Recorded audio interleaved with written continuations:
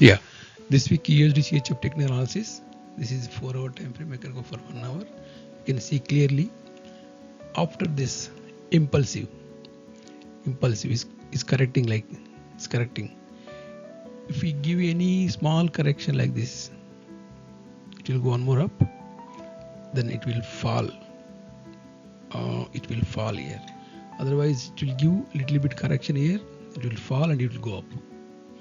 Any buy setup below this one is good actually. Suppose if I take if I go 4 hour, if I take Fibonacci from year to year, you can see exactly in the came in the zone, this zone, fair value gap here.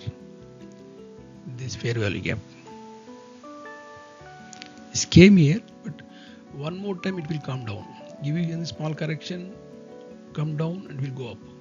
Up is better. It will come around this area. Okay. After this, taking this liquidity here, then look for the buy setup. If you went up little bit up, then you can sell also here from year to year. Then after reaching this one, after broke this one, then you can look for the buy setup. Okay. Thank you.